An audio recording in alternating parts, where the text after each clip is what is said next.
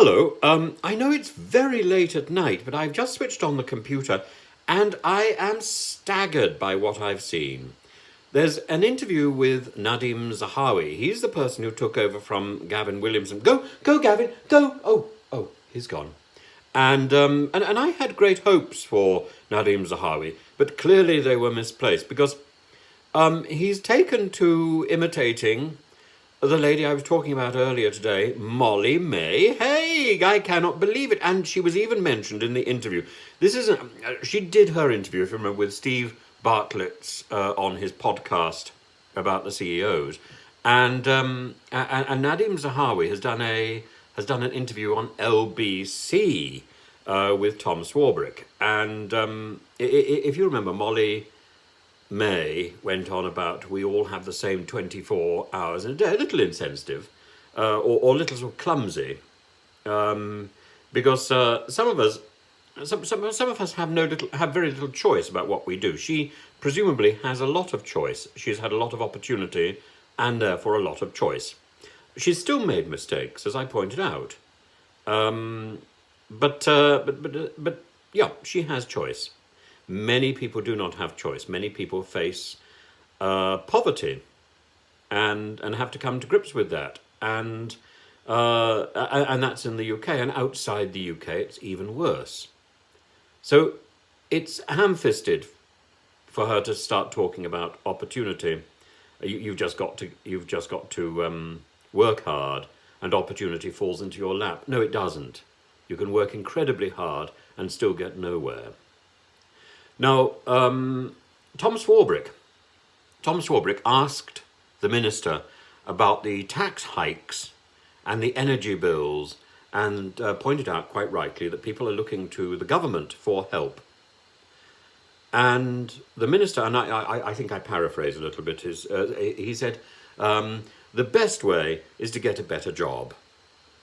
This is just heartless and thoughtless and pompous and beneath any minister in any government. I think he ought to be preparing his resignation letter almost immediately. It is shocking, and if this doesn't make headlines tomorrow morning, I think our journalists around the country have missed one of the most shocking things to have been said in the last few months, certainly, possibly longer. It is shambolically insensitive, and it goes well beyond any offence Molly may have caused. He then goes on to try and justify himself. He says, we've got the highest employment possibly in the EU, if not in the G7. I think that's precisely what he said, and I don't quite understand the logic of it, but there we are. He says, if you want help because of the energy rise, because of the cost of energy, get a better paid job.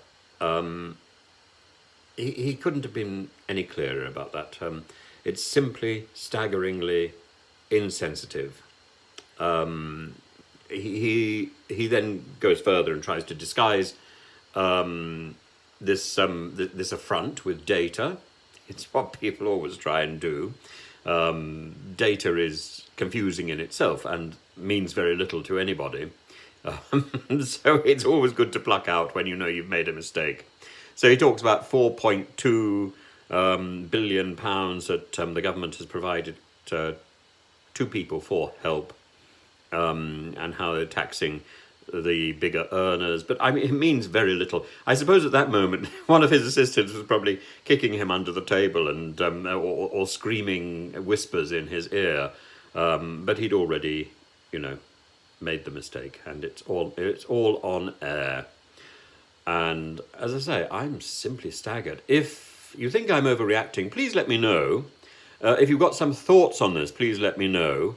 But I think Molly May looks practically sanctified after that. The demonic identity has now been taken on by one of one of Her Majesty's government ministers.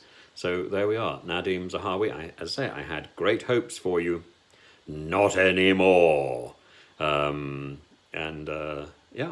after such a short career, I hope he's penning his resignation letter even now. It will at least be another distraction from Boris's housekeeping problems.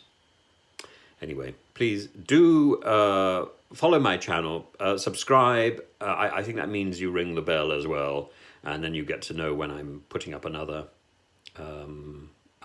topic, another video. So I look forward to talking to you tomorrow. Bye bye.